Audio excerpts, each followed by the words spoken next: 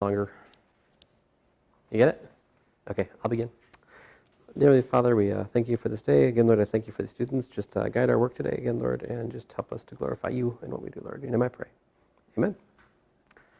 All right, so I am bound and determined to finish chapter 3 in McNerney, which I'm probably mispronouncing. So today we're talking about vector fields.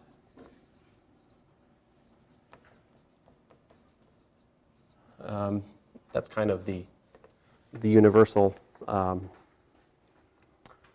topic. And so the question is, what's a vector field on a manifold? So we've talked about for a manifold, right? We can talk about if P is an element of M, then we've talked some about what the tangent space to a manifold look like, right? We decided that that should be derivations on the space of smooth functions defined near P, right? But then the question is, like, what would a vector field be? And how would you describe a vector field formally, So you can draw a picture, M, and you can pick points, right?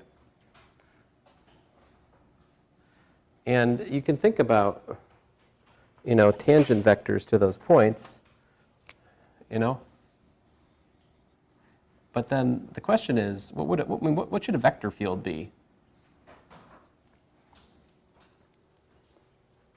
So a vector field on M should be what? It's an assignment, right, of, let's say, V sub P in TPM for each P in M. So, and we could call that, so, just to give some language, I would say V is an element of, and this notation is not in McNerney, but I'll use it. So this is the vector fields on M, right? Means that V, V of P is equal to, let's say, V sub P is an element of TPM, for each P in the manifold. And we'd really like this to be smooth vector fields on the manifold, So what would it mean? What do you mean by a smooth vector field on the manifold? It means the following. It means that if I take F from M to the reals smooth, all right? So a smooth real valued function to the manifold, and I let that act. And so this is bad. Maybe I should say, well, I made my bed. I guess I have to find. So this of, I don't know. I'm having a notational meltdown here. V of F should be, smooth. This should be an element of C infinity M, where V acting on F is a smooth function. And how is it defined? So Vf. So this is what's troubling me. Let me change this up here because I don't really need that anywhere else. So let's say P maps under the vector field V to V of P. Okay? There, now I have less trouble. So this V of F, if I let that act at P, well, it's just equal to, I guess I still got the same problem. Stink. So VP, it's just this notational awful. The point is if I let the vector field act on the function at each point. It gives me a number, and I want those to be such that if I feed it a smooth function, it outputs a smooth function, you know. So here the corresponding function is P maps to VP of F, you know. That's the function that this is V of F.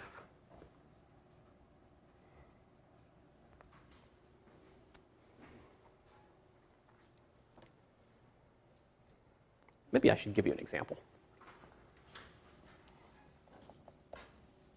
So if I take x equal to, say, x cubed partial partial x plus yx partial partial z, right? And I let this act on a smooth function, well, that's x cubed partial f partial x plus yx partial f partial z, right? And you can see that if f is smooth, then pretty clearly xf is smooth. Thus, x is an element of the vector fields on R3. It's a smooth vector field on R3.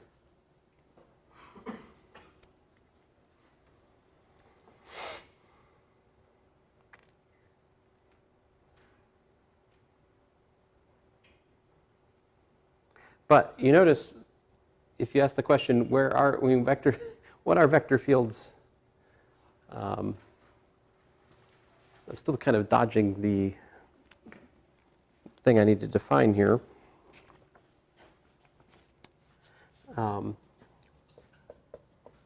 Definition, the tangent bundle, TM, it's a set of ordered pairs, say P comma VP, such that P is in the manifold and VP is in the tangent space to P at M. This is the so-called tangent bundle to M.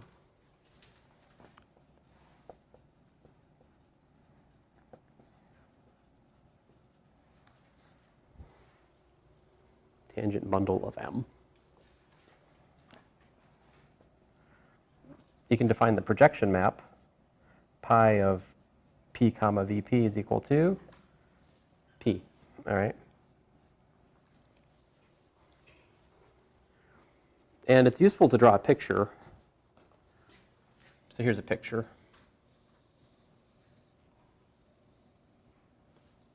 So down here I've got M.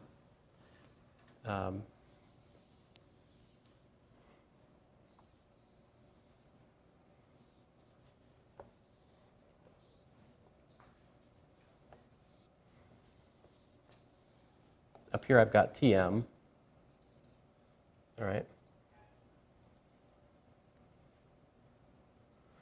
So pi goes this way, all right?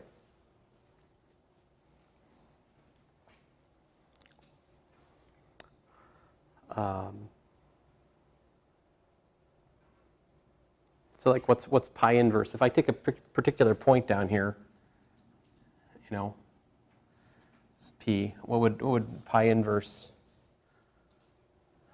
of P look like?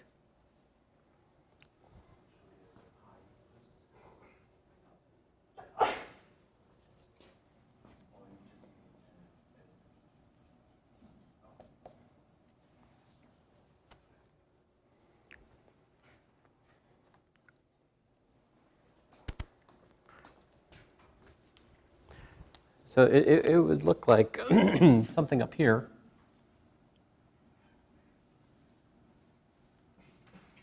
You know, here, this would be pi inverse of P, which as a point set, this would be basically P Cartesian product with the tangent space at P to M. I forget, are M and TPM equal dimension? Yes, the manifold and TPM are equal dimension, right? Okay, so would this be like, here Yeah, pi could be going from 4-dimensional to 2-dimensional. For example, the tangent bundle to the line you could look at as the plane. In differential equations, we study phase space, like position velocity space. That's the tangent bundle to the real line. So like Travis, we've studied the tangent bundle in differential equations. When we look at the Poincare plane, that's actually the tangent bundle. You look at it that way. But the point here is, what's a vector field? You know, if I pick, now here I've defined vector field for the whole manifold, right? But you'd also like to talk about like a vector field along some subset of the manifold as well, right? Like what's a vector field look like along a curve? What's a vector field look like along a submanifold? Sort of things like that, right? And we have almost everything we need here. So how does a vector field fit into this? I mean, X is a vector field. It's something like it's a mapping from the manifold to the tangent bundle, right?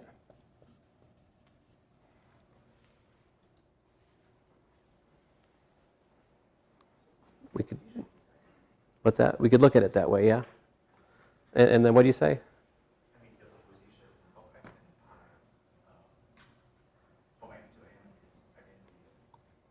You said pi x. Now which pi goes on which side? Oh, I guess. So pi composed with x should be what? The identity? I'm not sure I believe that. Well, the point is, if I have another thing like this, usually use a lowercase s for this, a mapping that goes the other way. And if I have that s goes that way, such that s of m looks something like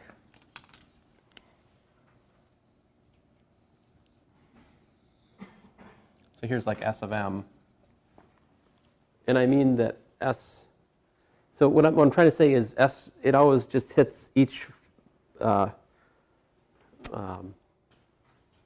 tangent space up here. I mean well, you could call this this is the fiber, quote unquote. And this S of m hits each fiber just once. You know, any tangent space I look at up here, it intersects S of m just that one point is what I want. Because I want this S of m, the m is the whole manifold. I want it to be such that it's picking out a specific vector over each point. So S is what we call a vector field. Yeah, yeah. So maybe that's what I should say, S for a second here. And what's the property of S that we need? How does it, you said, I think you already said it. Pi composed with S is the identity on M, I guess, right? So that's just a fancy way of saying that S of P, right, is an element of P cross TPM, right? Because then pi of S of P is equal to P, given that.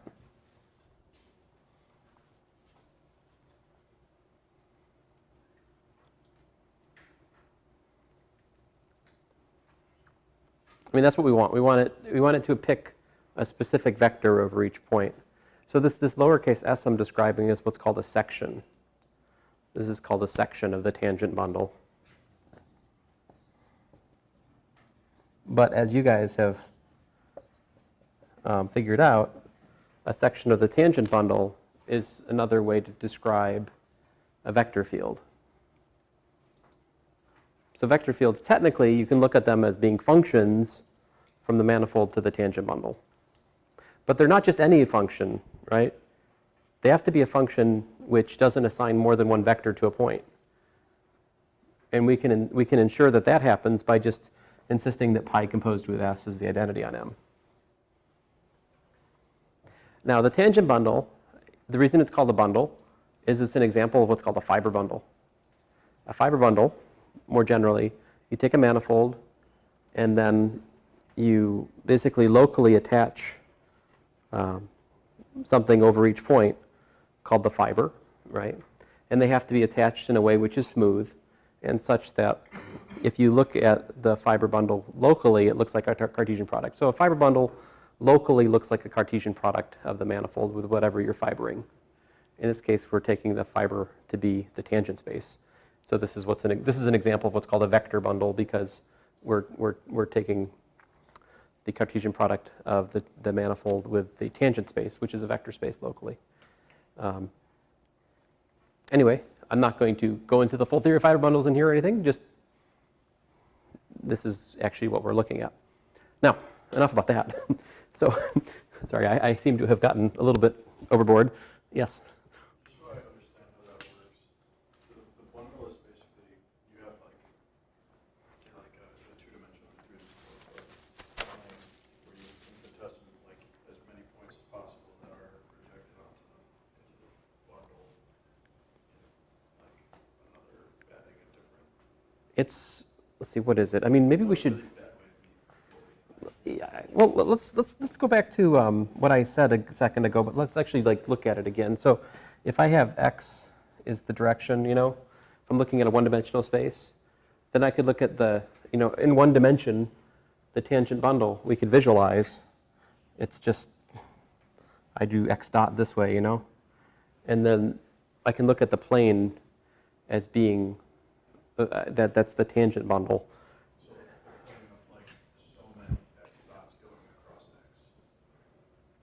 Yeah, let's see here. How can I visualize this? So,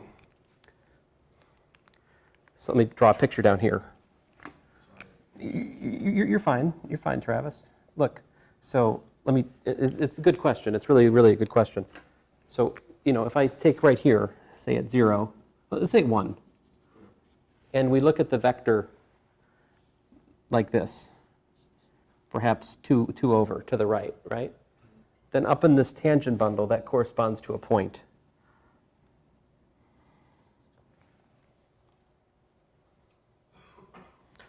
And then over here, if at 3, I look at the, the vector, say, -1, or 1 to the left, which is -1, that would correspond to like this point. Oh, okay, yeah, so it's the combination of a point and a vector. Right. And then, so I could draw a vector field in one dimension as a curve up here.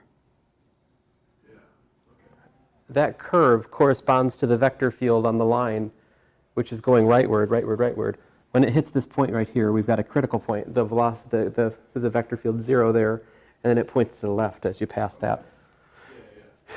So a section. So it's kind of like describing like velocities over. Yeah, it's yet another way to sort of make velocity into a coordinate. Yeah, yeah. And I mean, but pragmatically, this is what we're going to use. A smooth vector field it's something that when you feed it a smooth function on the manifold, it gives back a smooth function. But it's also true that if you sort through the definitions, that's tantamount to saying that this is a smooth function from this to that. The tangent bundle is itself a manifold with respect to something called the adapted coordinate chart. I don't want to get into all that. But you can make Tm into a manifold in its own right, which is double the dimension of M. But anyway, that's for another course, which of course we don't offer. And okay, yeah, this is the course. Let's see here. Of course, sorry. No one could talk to a course, of course.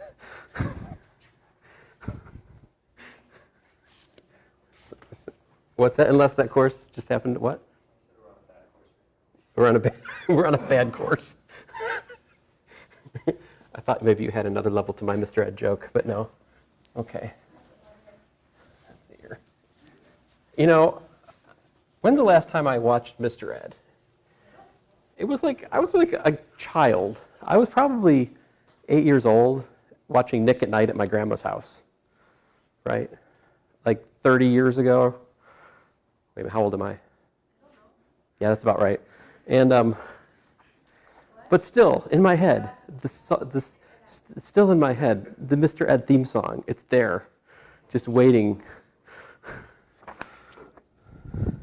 You know it. Yeah, my dad was singing to me arbitrarily throughout my childhood. I find myself just singing it to myself without realizing it all of a sudden. First present my parents gave me was a set of Mr. and Lassie red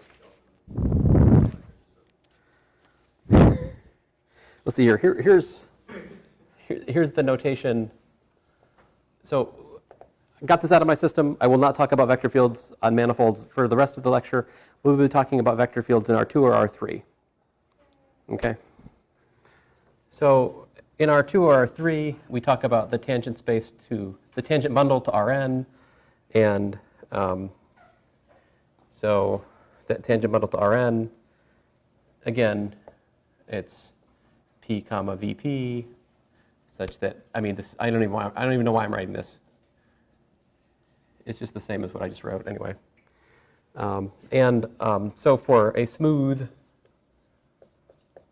vector field on Rn, something like he has this v of p is equal to p comma the sum I equals 1 to n of VIP, partial xi at p.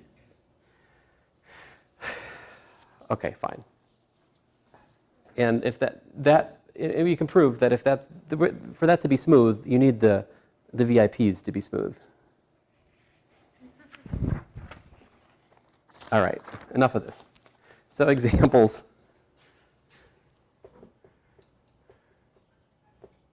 Actually, let me put the examples over here so I'm not tempted to, at any point in the future of this lecture, talk about these things again. This is part of another course, technically, which gives me joy. It's called Manifold Theory, blah, blah, blah. All right. So here's our examples. So you got your constant vector fields.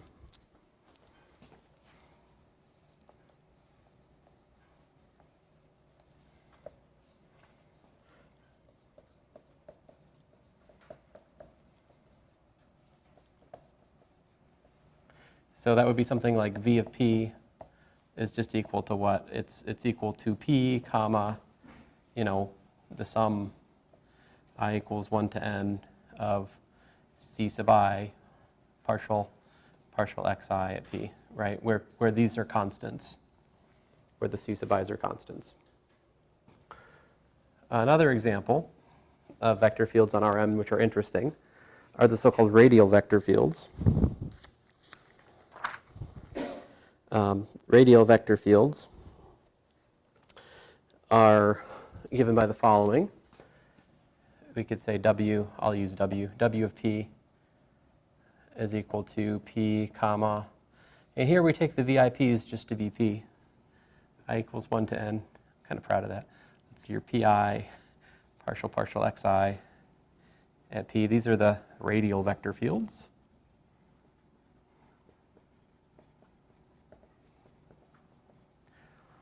To make this a little bit less mysterious, in R2. In R2,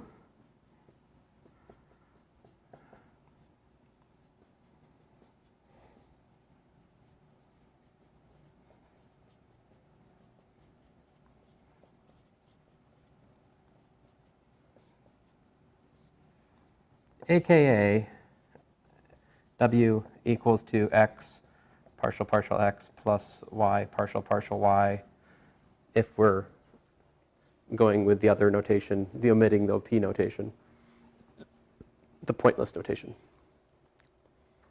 Actually, there's a point, which is not writing the point. Anyway, that's a radial vector field, which you may recognize it from Calculus 3. It just points in, if I can even picture that one, right? If I go to the unit circle, then it just looks like this, right?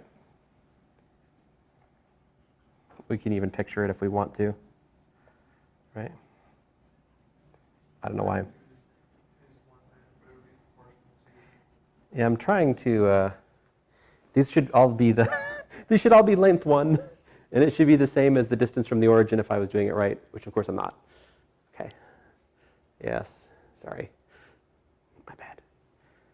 So I guess what I'm actually graphing here is something like, f1 partial x, right, plus f2 partial y, where f1 and f2 are so arranged to make these lengths happen. Don't ask me the formulas. Okay, anyway. Radial vector field. 3. We have, and this is, I think, just for the plane, a rotational vector field.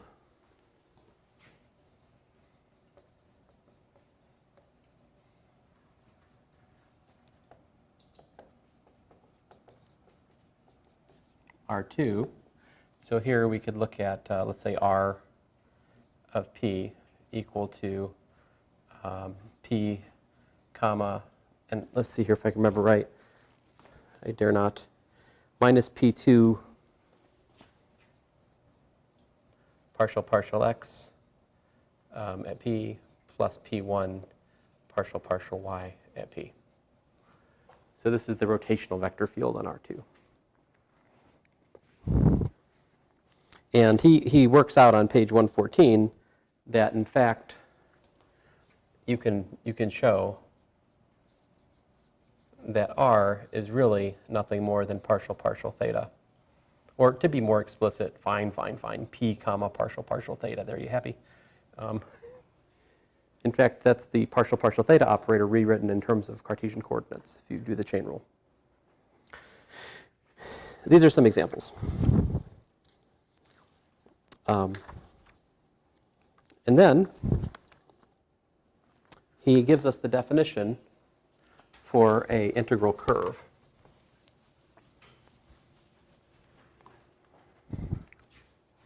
What's an integral curve? V, a smooth vector field on R3, and an integral curve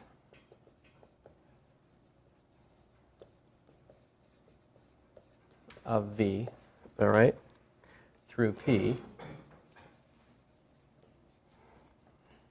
is a smooth parametrized curve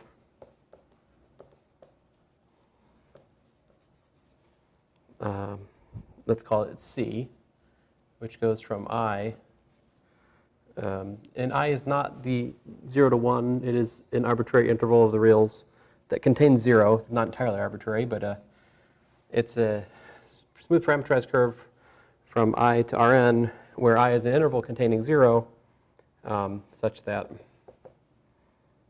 C of 0 is equal to P.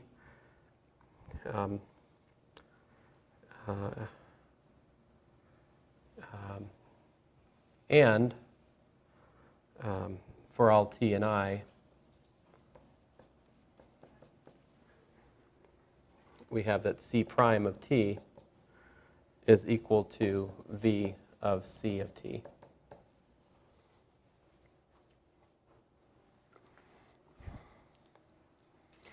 It says, it is customary to refer to the parameter t of the integral curve as time.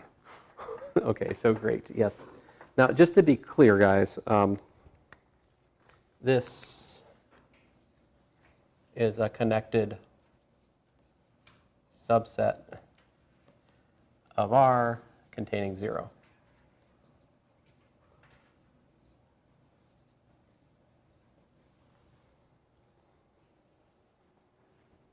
And you probably can throw open onto that, I think. I don't know if I've really defined smooth otherwise. So this is an integral curve. An integral curve is a curve that the velocity field to the curve lines up with the given vector field. So if you work this out, let's see, what does this mean? What does this mean? So we want dc dt, right, to be equal to V of C of t.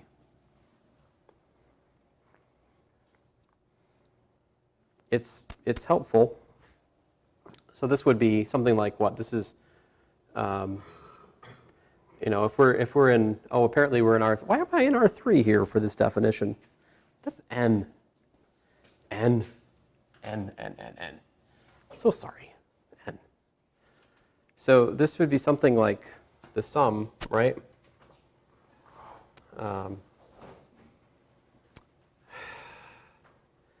Well, fine. What this means then is what? This means that C of t, comma, you know, dc dt. I'm at loss for notation here, guys. Is equal to C of t, comma, the sum. This is, I don't even know why I wrote down what I just wrote down. I'm not happy about it, but here it is. Here's the VIPs, but here P is C of t, right? And then partial xi at C of t. Of course, the C of t equals to C of t we don't really care about. The heart of the issue here is that we need the ordinary derivative dc dt to be equal to what?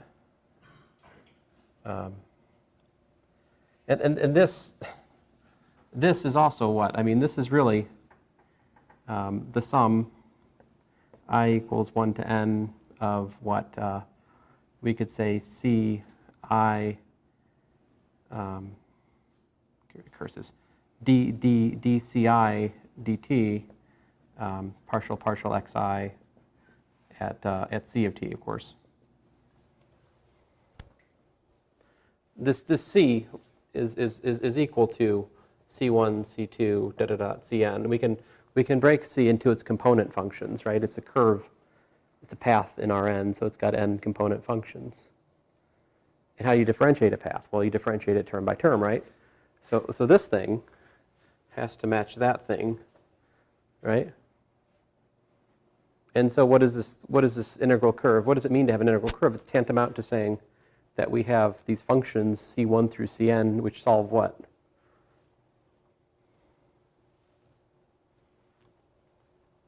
Looks like we need dc1 dt equals to v1 of ct, right? And dc2 dt equals to v2 of c of t, right? And so if you look at it, what we have is we have a system of differential equations, right? In fact, it's a system of ODEs where the variables are c1 through cn in my current notation. So to find an integral curve to a vector field in Rn is to solve a system of n ordinary differential equations.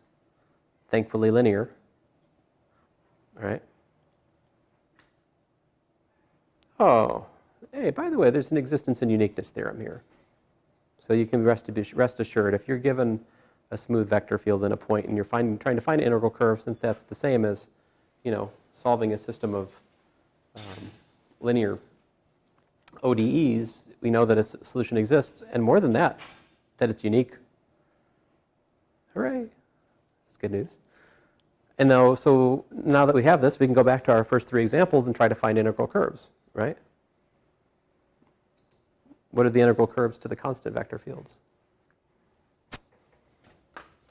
My notation is unfortunate. Let us trade this constant for something else, like maybe actually let's say, you know what? Let's agree that we're going to use c equals to x1, x2, xn. So what I have to solve actually is dx1 dt equals to, you know, v1 of x1, x2, xn, and so forth. Because then, for those of you who have studied differential equations, the notation won't be so wacky. We don't usually solve differential equations in terms of dependent variables of c1, c2 through cn, right? We use x1, x2, x3, xn for our dependent variables. Doing this is going to pay off big time. This is a slight abuse of notation, but it's a good one for here. So we have to solve the to find the integral curves to constant vector fields. Then I need to solve dxi dt equals to here ci. I should pick a point, right?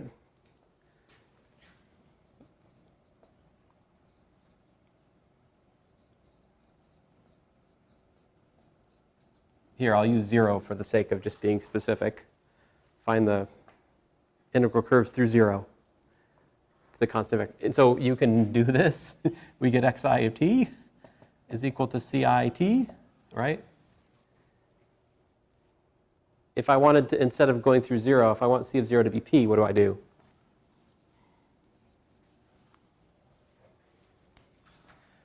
Yeah, plus pi, right? So, in short, c of t is equal to p plus the constant vector c. This is bad. Let me call the integral curve alpha, if you don't mind. All right, so here, alpha from the reals to Rn is the integral curve of, the constant vector field.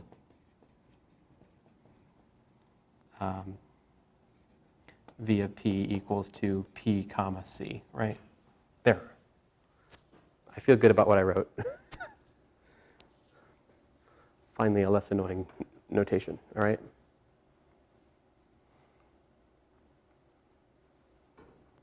To be picky, I'm using the partial x, part 1 partial x 2 da basis, right? I mean, okay. How about the radial one? What is the integral curves to the radial vector field? What we have to solve there, we would have to solve. We're just going to be in the plane this time, so we just have to solve dx dt equal to x and dy dt equals to y. Of course, you could do this in Rn just the same. So what's the solution of dx dt equals to x?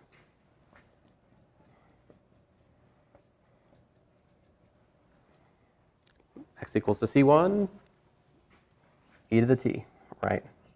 Y equals to c2 e to the t. So what's my integral curve? Alpha of t looks like it's going to be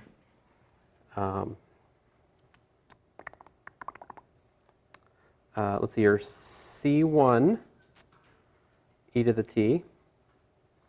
And if I want to force it to go through, what should I choose c1 to be if I want to make it, if I want alpha of 0 to be p, you guys tell me, what do I want to make my c1? Can you see it? How about p1 minus 1? Is that right?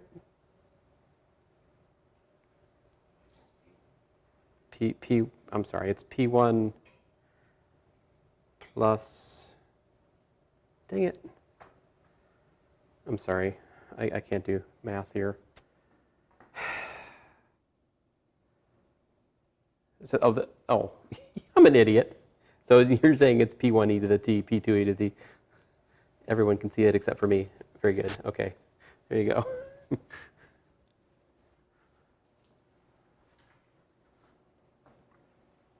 That has, wait, does it have alpha of 0 equal to p? Oh yeah, it does. E to the 0 is 1. Okay, we're good. And does it solve the differential equation? Indeedly doodly. Yes. And how about the, let me carve this thing up here a little bit. What about the integral curves of this one? We need to solve dx dt equals to, looks like minus y, right? And dy dt equal to x, translating. the definition into a more calculationally nice notation. Now, there's ways to solve this. I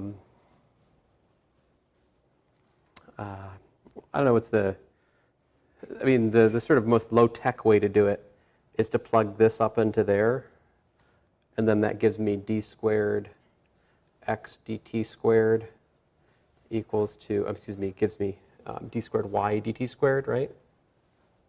Equals to minus y again, right? Which gets us to the differential equation y prime prime plus y equals to 0, which then you learn in differential equations. Travis knows it. Travis, what's the solution to this? Y prime prime plus y equal to 0.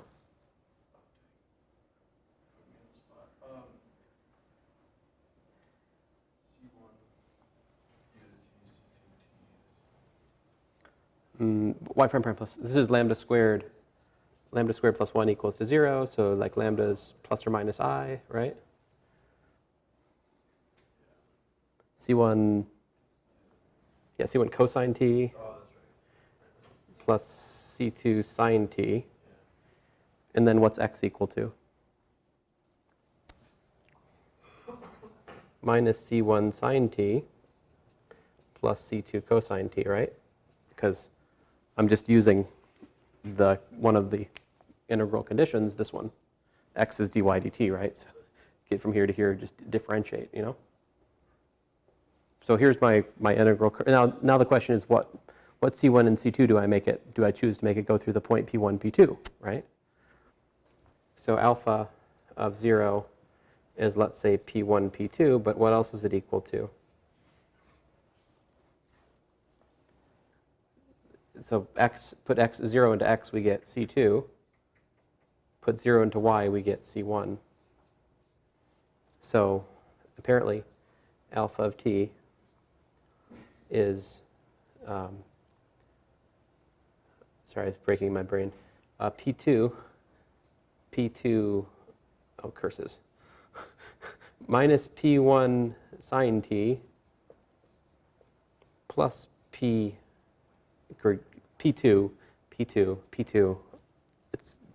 It's the juxtaposition of the 1 and the 2 that's messing with my brain right now. P1 cosine t, and then P2 cosine t plus P1 sine t. So there you go. That's the integral curve to the rotational vector field. Of course, you could of course instead solve this as y is equal to like a cosine of t plus some phase angle, and then x would be minus a sine of t plus a phase angle, and then it would be manifestly clear that these are circular. Yeah. What happened at 0, like alpha 0 equals to 0 when you set point P to 0? I see some. I mean, alpha t is just 0. What? Like if P is 0. I mean when. Oh, if p equals 0, that's a special case. In that case, we have C1 and C2 are both 0. I mean, it's fine. It's just it's not a circle. It's just when we're at the origin, it's a constant path. It's just the constant path. It's the path that you've been traveling this lecture, right? Since you sat down there. It's like that, except you're at the origin. It's kind of reasonable, but. I mean, like, is this still for curve? Yeah. Yeah, fixed. If you just sit at a point, it's still a curve. It's just kind of a stupid one. Yeah. Okay, so apparently there's this relationship between vector fields and curves. Given any vector field, we can find the integral curves to that vector field, because now there's a more exciting one he gives, which I probably should write down because it illustrates behavior which we have not yet seen.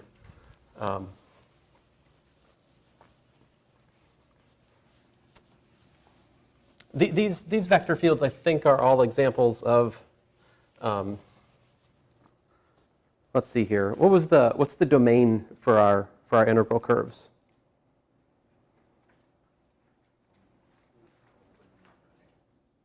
Yes, but specifically, what's the domain for every vector field we've looked at here? Reals, still the reals. These are all complete vector fields. Their integral curves have domains which are the whole real numbers. Sometimes that doesn't happen. So this one, example, we can look at the vector field, and I'll write it in this notation, x squared partial x plus xy partial y. This vector field, we'd have to solve the integral curve. I mean, this makes us solve dx dt equals to x squared and dy dt equal to xy, all right? So how do you solve those? The answer is one at a time. So this one is easy. This gives us dx over x squared equals to dt, right? Which tells me that minus 1 over x is equal to like t plus whatever, which tells me that apparently x is equal to minus 1 over, t plus c1. Hooray. And then, so you just feed, we're trying to solve both of these at once. So you just feed that into the second one, and that gives you us. We have dy dt equals to, what is it, minus y over t plus c1. But this is just calculus 2 stuff, right? We can separate, integrate. So dy over y equals minus dt over t plus c1. Integrate both sides. What do you got? Got natural log the absolute value of y equals minus the natural log the absolute value of t plus c1 plus c2, also known as y is equal to some constant c2 divided by t plus c1.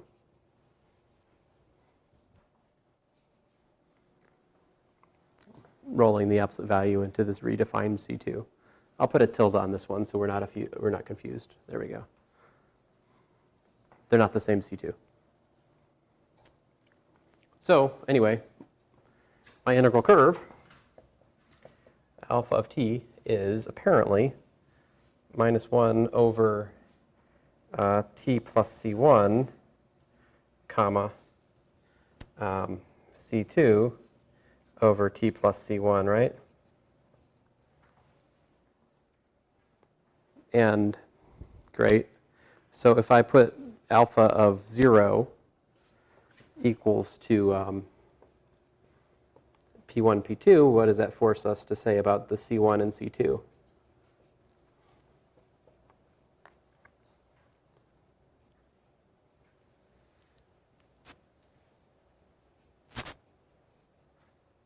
So apparently we get what? We get c1 has to be what? Minus 1 over p1? And what's my c2?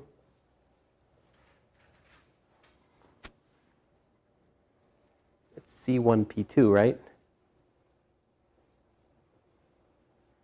Which is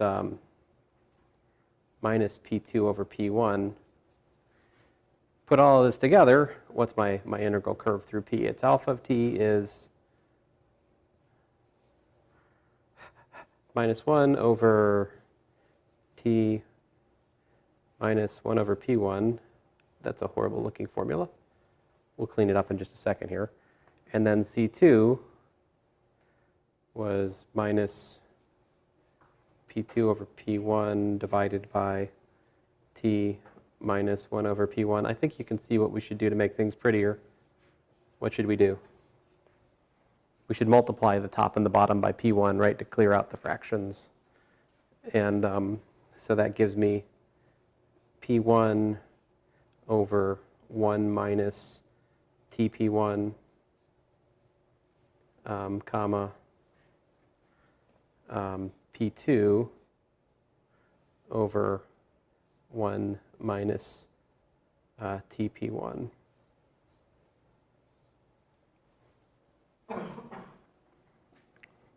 I flipped the minus because I just wanted to write one less minus, and also to try to confuse you. Did it work? Hey, look, this is the formula on the book on page 119. C of t is P1 over 1 minus P1t, P2 over 1 minus P1t. Hooray, that's what the book says. Okay, now, this right here, alpha of t, right? He calls it C of t, fine, whatever. What's the domain? I mean, it includes 0. What's the domain? It's not the whole reals. Right, we cannot have 1 minus TP1 equals to 0 is unhappy. So that means that t equal to what? 1 over P1. Can't get past that, right? So that means either we're looking at 1 over P1 to 0, right? If P1's negative. You got to include 0. Right. Oh, yeah, sorry.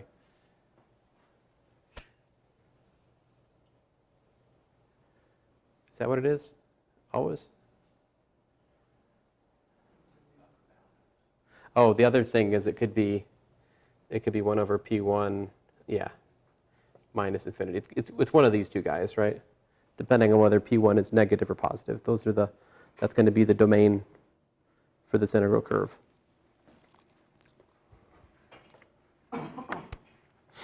Now he has a picture of the, on page 119 he's got a picture of the, the vector field plot for this thing, and you can kind of see what's going on a little bit.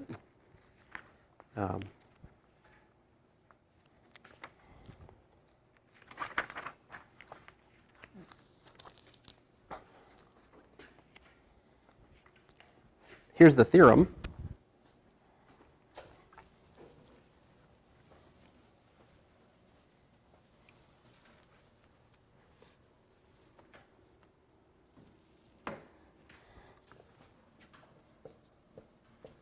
If we have V, a smooth vector field on Rn, all right, and then for each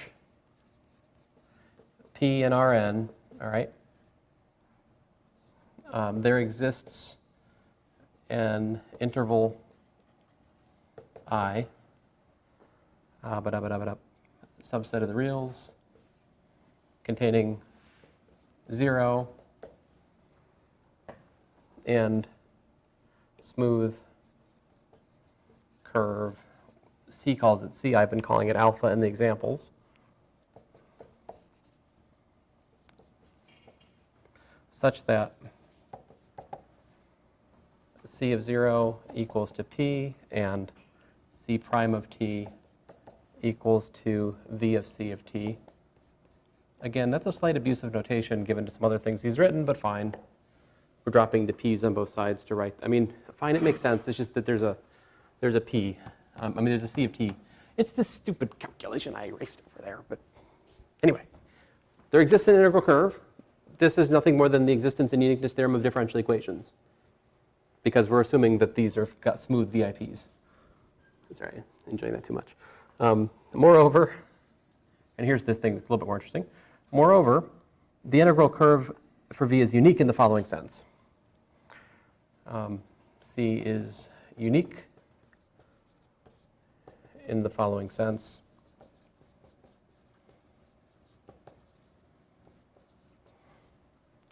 If C1 goes from I1 to Rn, and if we have C2 goes from I2 to Rn, all right?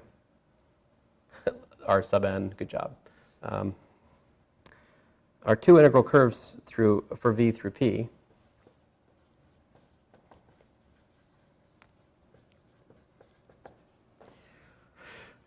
Ay, ay, ay. So much writing.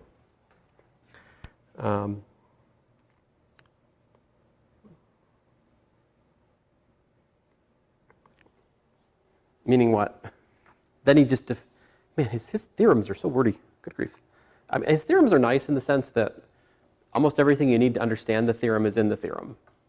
But he then redefines integral curves again here. So he's like, meaning, and what would you mean if you said C1 and C2 were integral curves through P? You'd mean C1 of 0 equals to P equals to C2 of 0 and what?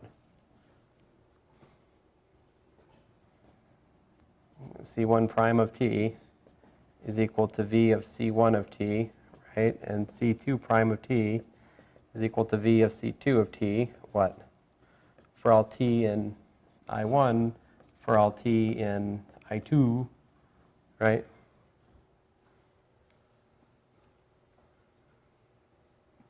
That's the definition of integral curves. Why is he writing this in the theorem again?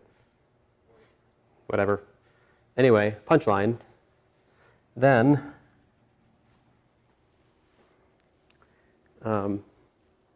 curses, I've lost it.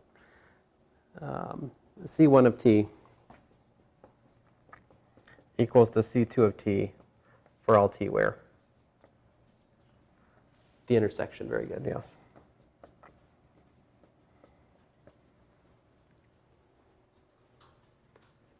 I mean, this is kind of, I mean, like, here's a picture, right? Well, let me not even draw. Draw a picture.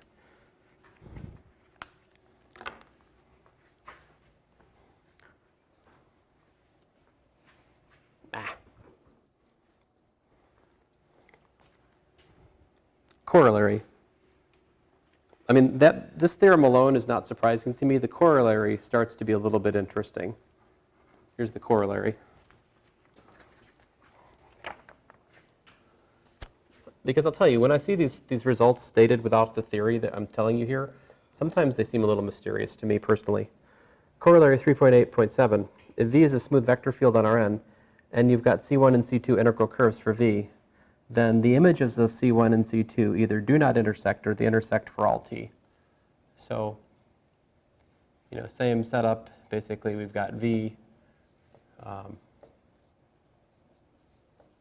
then C1, C2, both integral curves to V at P, then C1 of I1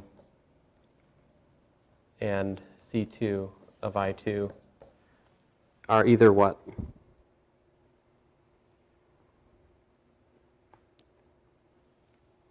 You either have one, you could have C1 of I1 intersect C2 of I2 is empty, or two, you have that C1 of I1 intersect C2 of I2 is, I don't even know how to say it. He's used words, trickster. They intersect for all T in an interval. So it's like C1 of T for all T and J, but that's C2 of T for all T and J just the same. I mean, it's words.